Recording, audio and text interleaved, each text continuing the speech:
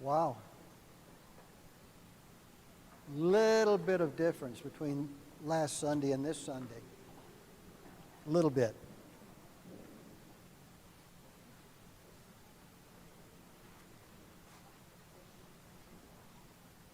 Good morning. And again, thank you for coming. I know that there are many that are still trying to recuperate from last week. However, you somehow made it, and that's great. And I'm glad. For many, many reasons, I'm glad. And certainly among those many reasons is the fact that you also realize how important it is to continue to come back to thank God for the many blessings He has given us. And maybe using that as a segue, many years ago, back in 1980, I think it was 85 or 86, 1986,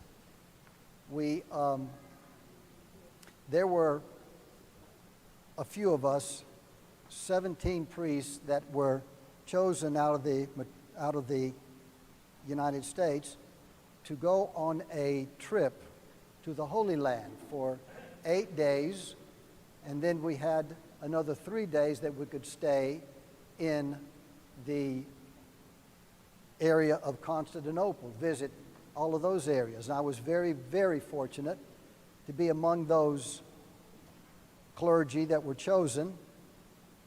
And I'm saying that because today we heard about one of the most interesting and one of the most special of the sites, the holy sites in Israel and the Jerusalem area. We heard the story this morning, the gospel lesson. Can you hear me okay? Okay. We had some problems with our microphones a little bit earlier today, and I'm hoping we got our information correct back on. You heard the story of the paralytic man who had been for 38 years, had been sitting, lying, unable to walk, unable to communicate meaning to go from place to place by himself, for 38 years. That's almost 2 generations. It says he kept walking by this place. It's called the Sheep Gate. It's called Bethesda, English translation or pronunciation. And it was used during the time of Christ for those who were bringing their sheep offerings to the temple to come by there first to bathe, to cleanse, to clean the sheep before they brought them as a sacrifice, as an offering of sacrifice to the temple. And somewhere, somehow, who knows when, because Jerusalem has been in constant turmoil, constant travail, has been in constant trouble, politically, religiously, and every other way. Somewhere, maybe it was around the year 70 or so, when Jerusalem was destroyed again. But nonetheless, that site had been lost.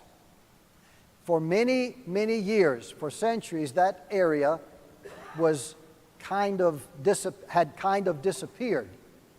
But yet, archaeologists, I don't know what year, they rediscovered this area. And it's right outside one of the gates of the walls around Old Jerusalem. And we had an opportunity to go by there. And every time I hear this particular gospel lesson, I think about that visit there. The one that we're reading about here, it's still there. Now, archaeologically, it's important because it's a very, very important part of the Jewish tradition, but it is equally important for us Christians because of what happened there and the lesson that we heard this morning. This area is up on a bit of a hill above on an elevation, and this area, this pool, Bethesda, is considered still sacred today, of course, but it was from the earliest times constantly fed by underground springs. And this is one of the things that made it special. Water in that part of the world especially is very special anyway, very sacred. People are looking for water very often because it's a rarity in the area. Rarity meaning to be able to, like we do today, go up and turn a spigot on, etc. So there was, even back then at the time of Christ, there was a tradition that whoever got into the water, into this pool, Bethesda, after the agitation of the water, the burbling up, some kind of a turmoil would be caused in the water, and the idea was whoever got in after that or as that was occurring would be healed of whatever diseases he or she had. Now there's another description and another part that goes with this little story, and this is what I wanted to touch on briefly. And that is, just like today, I'm sure that there were then people who believed that this was some natural occurrence. So what are all these people, what are all these sick individuals doing, running, trying to get into this pool when there's some kind of agitation in the water? What's the big deal? I mean, this could be a very natural occurrence. Water is flowing into this pool, and who knows, there might have been a little geyser underneath. There are other places in the world that have similar circumstances, similar sites. And this is where I want to touch on something. This pool of water, by many people, was considered to be just a natural occurrence, even though it was quite unnatural in that area, as we said before, because water is not that plentiful. So I am wondering how many times we here in our community today, for example, go to great lengths to try to explain as coincidence things that are happening around us. This is all having to do with a state of mind.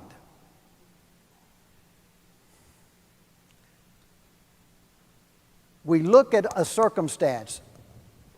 A little while back, I was coming here to the church, and as I was coming on Academy Street, there was a big major accident that happened before I got there. On my way here, though, I was blocked back with traffic for quite a while.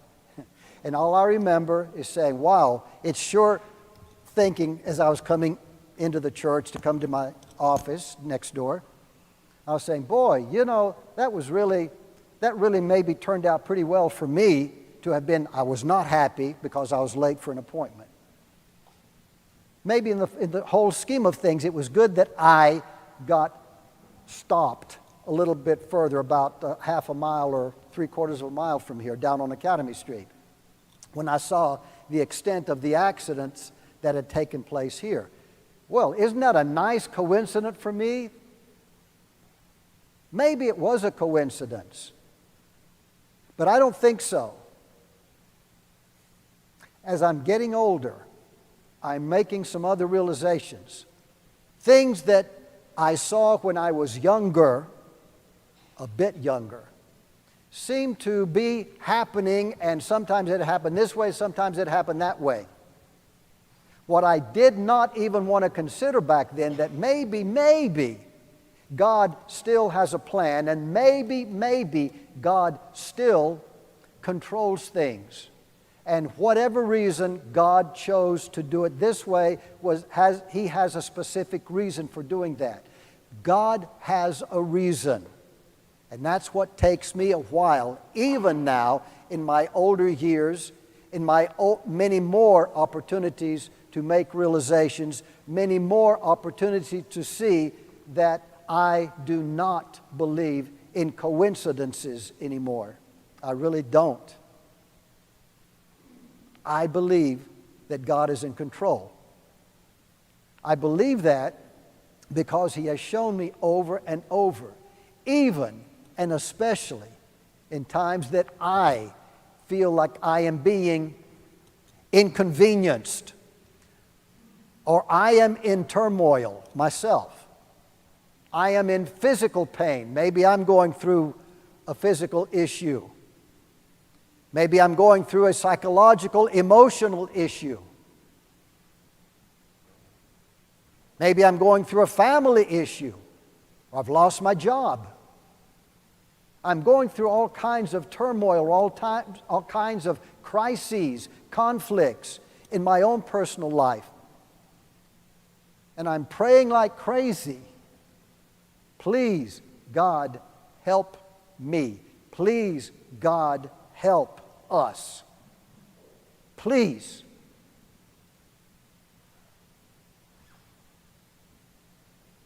The question comes up, why does God not do this all the time? Help. He's got a magic wand. He's God. He can say a word, be well, as He did today.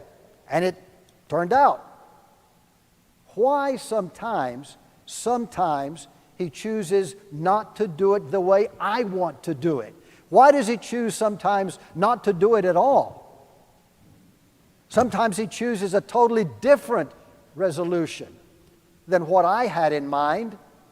Now remember, I'm not, well, I say I'm not God, but a lot of times I'm fighting Him for that position of being God, because I'm telling God what to do.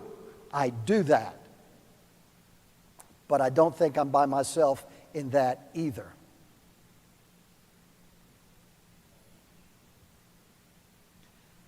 What I'm getting at is that there are all kinds of little miracles, all kinds of little blessings, all kinds of supposed little positive, good coincidences that occur in my life that I may, and I do, very quickly look over and then forget. Those times I have been in a legitimate turmoil, physical health, emotional distress, family problems, praying like crazy, please, please God, help. And sometimes it comes the way I'm asking Him to do, asking Him to act, asking Him to make the resolution, the end come out the way I want it to be too. The problem is, what I've been asking for, a day, 2 days later, I'm looking for my next miracle because something else is going on in my life. Something else is happening. A new crisis is taking place. What I'm finding is that oftentimes I may be in one, whatever degree, crisis to the other, to the other, to the other. So what I'm doing all the time is I'm asking God for magic. I'm asking God, I'm looking to Him like I'm looking to Santa Claus when I was a little kid, going up and say, hey Santa, I want a truck, I want a bicycle, I want a hula hoop. Those older ones know what a hula hoop is. I wanted all of those things. And Santa, here's the list. Where is it? This is the way I often am with God, too. And that's not what I'm supposed to be doing, because I'm supposed to be placing myself in God's hands. I'm supposed to be saying, God, please help me deal with this. And God, please, if it be your will, allow it to be a resolution that would help me. That's what I'm supposed to be saying, but I don't. I want it my way, and I want it yesterday. When I read this particular part, this particular lesson again in preparation for today, this was one of the things that came through my head, because here we are in one of the most beautiful places in the United States. I'm very biased and I'm very prejudiced when I'm saying I believe it's one of the most beautiful places in the world, upstate South Carolina. Guess what? A lot of other people are finding out about upstate South Carolina. Have you looked at our roads? Have you looked at a lot of other things that are not as simple as they once were? So we've got all kinds of blessings around us. And I'm just talking about, look for little things for right now. Look for little things, that miracles all around us all the time. Look, especially us here where we are. Have you ever taken the time? I know we're all busy. But tonight, I don't know what the weather is ultimately going to be. That's the other thing here in South Carolina, upstate South Carolina. If you don't like the weather, wait 5 minutes. It'll change. But looking tonight, maybe we'll have a chance to look out towards the west and see a beautiful sunset. For whatever reasons, they're seemingly so beautiful, especially at certain times where there's just a little bit of moisture, maybe a little bit of something in the air. What about a beautiful, how many of us wake up and see a sunset? One of the most magnificent miracles, natural miracles on this earth. We're in the springtime. How many of us have made an effort to just go outside and just look around and these beautiful, beautiful plants and flowers that are all around us? We have some of the most pristine natural sections. We have gardens all around us that have been manicured, that have been purposely arranged, if we like that, rather than just the natural. Beautiful things.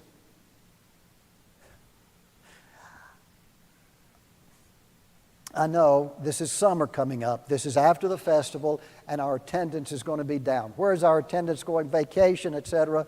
And we're going to the lake.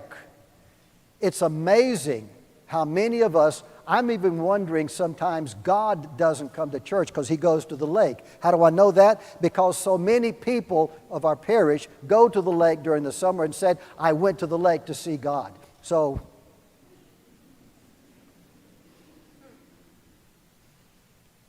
nature is all around us, beautiful. Our family. What greater miracle? Our loved ones. What greater miracle? Conveniences, indoor plumbing, hot water. These are little, nothing things. But when you see them in the scope of history and you see them in the scope of where we are and what we're doing, we need to thank God for even and especially these little unnoticed things. Let's go back a week.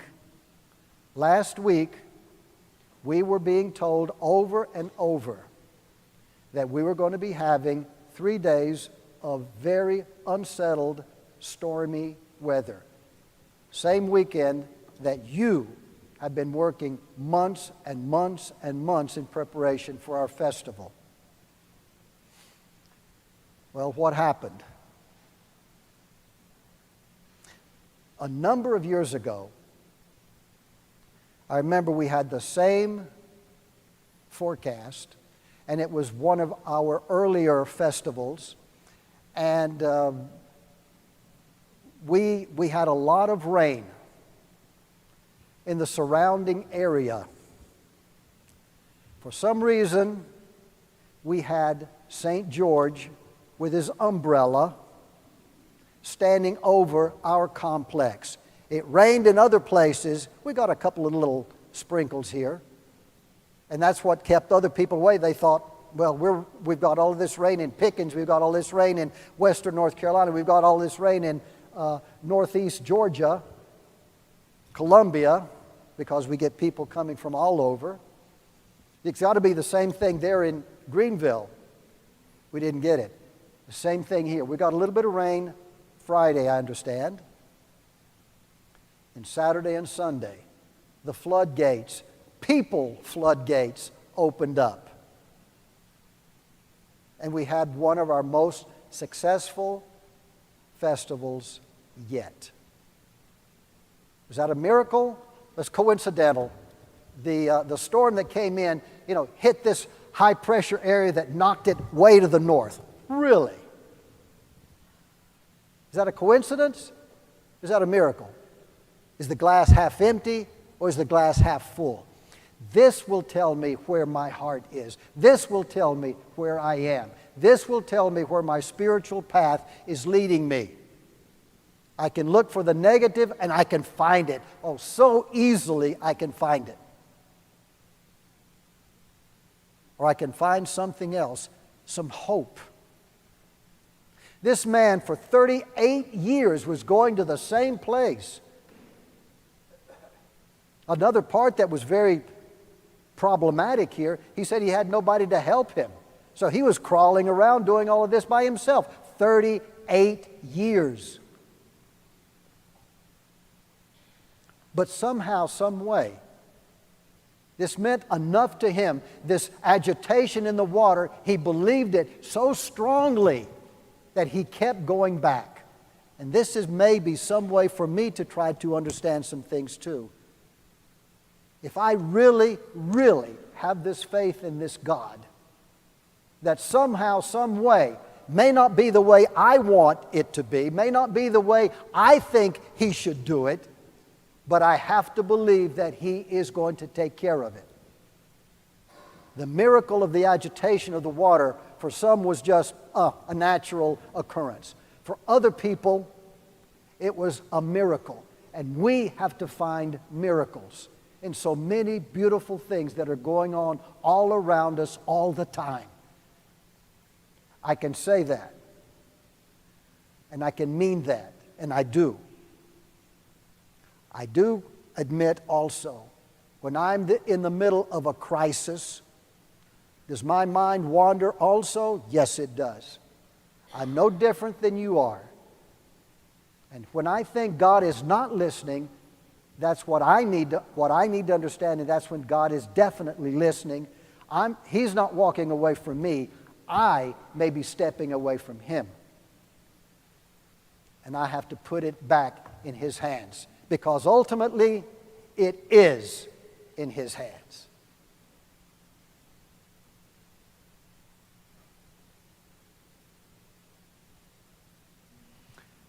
At the very end of this little story we heard today, it was a longer story.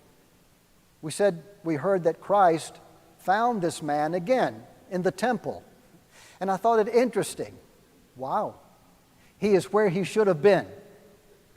He was back at the temple thanking God for the miracle that occurred to him. Then Christ said to him something that is very real. Jesus found him in the temple, and He said to him, again, found him in the temple. The good news, he was at the temple, thanking God.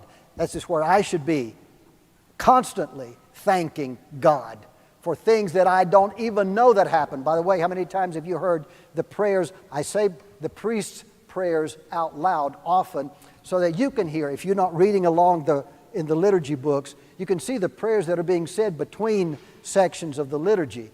And that the comment comes up often, prayers about, thank you, Lord, for blessings that have been seen and for blessings that have been unseen. Thank you, Lord, for blessings that I know and blessings that I do not know, especially the blessings I do not know. Well, He said then, see, you're well. Sin no more, and so that nothing else can come upon you, nothing worse befall you. And the man went away and told the Jews that it was Jesus that had healed him. I wanted to touch that for a minute. The very real aspect is many of us say, as it did back then, recorded right here in today's gospel lesson, you must really be a bad person for you to have these things occur in your life. You must really be a sinful individual to have this and this and this happen to you. But that's not always true. First, let's get this story straight. That it was not God who brought sin. It was not God who brought sickness. It was not God who brought suffering into this world. It was not God who brought death into this world. We did it by turning our backs on Him. So the illness, the problems, the crises that we are seeing in front of us to this very day is not because God either turned His back on me or because God wanted to punish me. I'm doing a darn good job of doing that myself. I brought these problems into the world. And that's something else I have to remember then. That just as God, for 38 years, allowed this man to do what he did, but finally gave him this miracle. And He gave them this miracle. It was not God who made him sick or made him a paralytic, but who God allowed that to happen so that ultimately this man could be an angel and a messenger for those around him for 38 years, wondering, what a miserable life this man must be having. Yet, it was this man, when the time was right and the opportunity was most opportune, that Christ Himself came and touched him and made him well. The miracle that can be awaiting me, maybe not today, maybe not tomorrow, but somewhere, sometime, God still is there, and God, if He is in control, and He is, then I have to believe that what I'm going through is for some good reason. May God give me, may God give us the faith and the hope to see that happen. Amen.